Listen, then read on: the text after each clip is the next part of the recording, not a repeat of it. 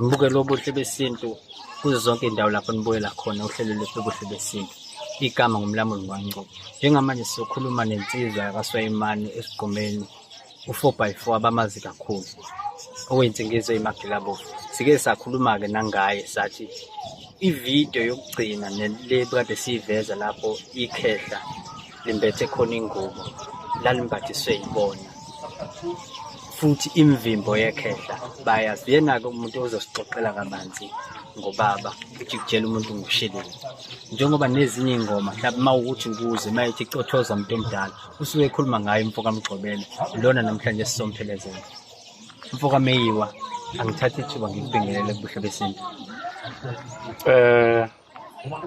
Mfowethu ngithi ngiyavuma mfowethu umoya uphansi lapho ilanga lishonele osukwini lanamhlanje, kodwa-ke ngoba umphefumulo usahlangene nenyama kuthina, ngizothi mfowethu uNkulunkulu usasigcinile thina. 4x4 Meyiwa lishone emini ey'nsizweni zaseshowe, kodwa siyazi ukuthi umlando walensizwa unawo, imvimbo yalensizwa edlulile unayo eminingi. Uke wakuchaza before ukushera nomuntu obukele. Uma ukhuluma ngojikijela no4x ukhuluma nobani, ukhuluma ngobani? Mfowethu, uma ngingase ngiqale ngithi ngikhuluma ngombovu, ngizothi i-lecture kahle mangalibeka nje ngalolu limi. I-lecture le ila sifunde khona, uyathanda awuthandi, kodwa ubekufundisa. Sifunde kabuhlungu-ke ngoba-ke bekungancengwana.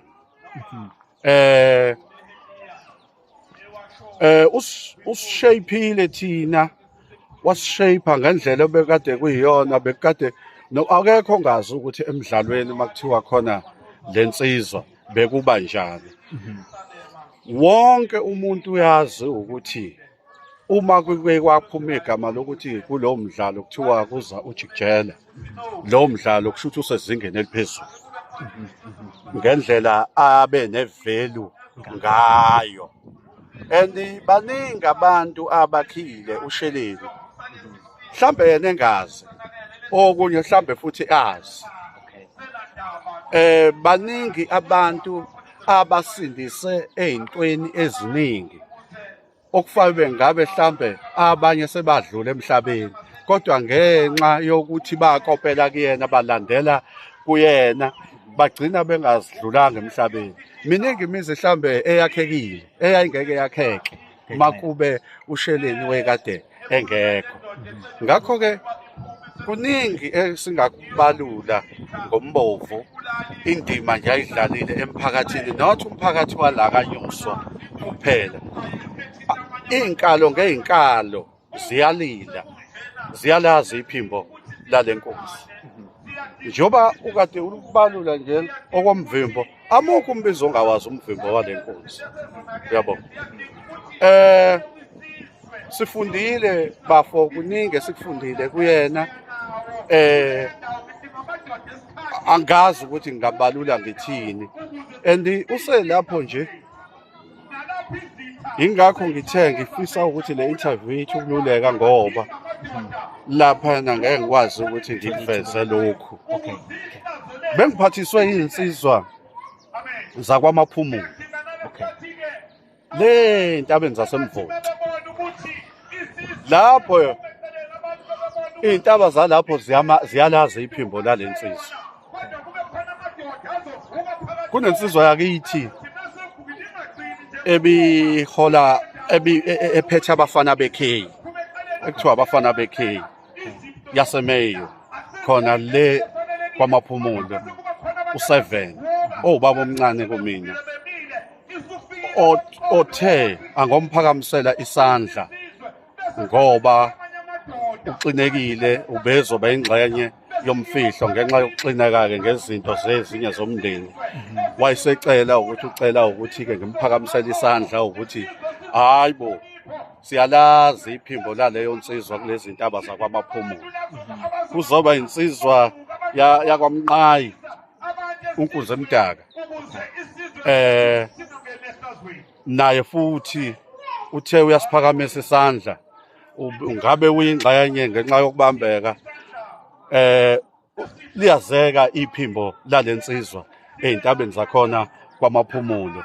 Uwile umuthi omkhulu, uwele isigodi sakwaNyuswa sala eMathebethu, uwele zonke igodi. Uyabona njengoba ngikubalela ngoMaphumulo nje kude kabi koMaphumulo. Kodwa kuyalilwa nakhona ngokudlula kwalensizwa emhlabeni. Ngakho-ke idlalile indima enkulu emphakathini kuzo zonke iy'ndawo. Komkhomazi bayalazi iphimbo lalensizwa. Ngakho-ke nje silahlekelwe mfowethu, futhi-ke akukho-ke singakwenza-ke ngoba uNkulunkulu bese ekudwebile okwakhe, ubese emhlelele and ibona ukuthi uhlelile into yakhe indlela ahambe ngayo. Yebo. Omunye umdlalo owawukade usemangadini ey'ntabeni zakaMkhizwane eMqeku. Iwona sihlale namagenge silokho sikhumbuzana wona ukuthi yasithwalisa kanjani lensizwa kulowo mdlalo. Uma umuntu ekuthwalise kanzima kanje akufuneki-ke uma usafuna ukufunda, kodwa uma ufuna ukufunda awuzondi. Uye uhlehle uyobheka ukuthi ngikwebheke iphi la ngikwebheke khona. Yabo. Bese uyolungisa. Uphinde uphinde ubuya futhi. Ukuthi-ke ube umuntu osomaqhinga-ke ngoba bowungeke usho uthi umgcine ela. Yabo. Ubekwazi ukuthi akuphinde asuke kuleyo giya leyo ubukade umgcine kuyona, umthole usejombela kwenye igiya. Konke lokho sikufundile. Yabo. Ngakho-ke nje kuningi wena Pholo besikufundile nje kuNgcumane. Yebo.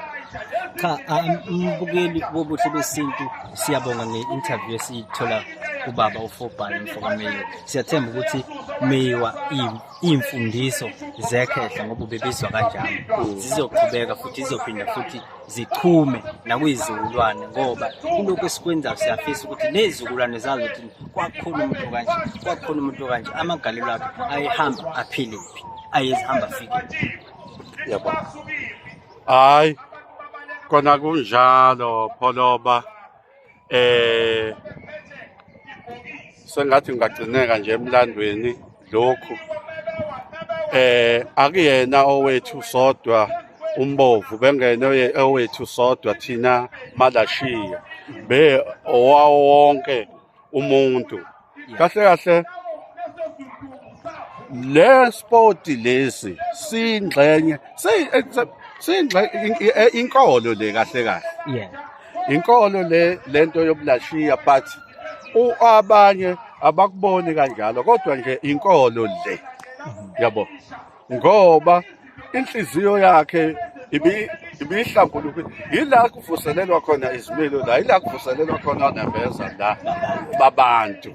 Yabo. Ngakho angeke uyihlukanise kakhulu nenkolo lento yobulashiya, kodwa abanye-ke engicabanga ukuthi mhlambe basuke bethe ukulahleka kancane bayihlukanise kakhulu. Omunye azalikhiphe yena ukuthi mhlambe thina sisebenzela uSathane.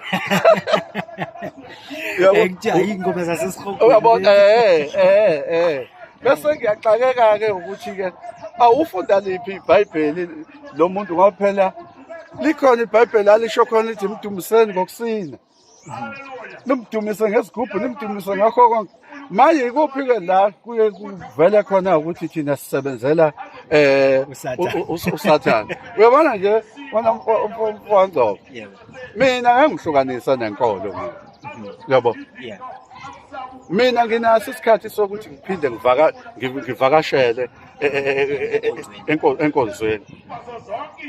Either amaNazaretha, either amaZion, amaKristu, kodwa nje nginakho ukuthi ngivakashele khona just ukuthi ngilambele izwi yabo bese ngibuya sengihlala phansi bese ngiqhubeka nesport sami kodwa nje kunakho ukuthi ngibuye ngilambele nje izwi yabo manje abantu abaningi banakho ukuthi bayihlukanise lento yobulashiya bayihlukanise nenkolo kanti cha ayihlukene lento iyahambisana kuphela ukuthi sihlukene ngendlela esenza ngayo njengoba nawo amakholwa futhi ehlukene njengoba ehlukene ngokwelento kodwa i-destination iyodwa la siyakhona yabo yini i-destination ngoba manje wonke umuntu ozobe kuphela ukuthi ifana amaqembu ezepolitiki i-destination yawo yinye kodwa indlela ashela ngayo ihlukene ngakho-ke nakhona la kuyingxenye yenkolo lento yoburashiya awukwazi ukwehlukanisa.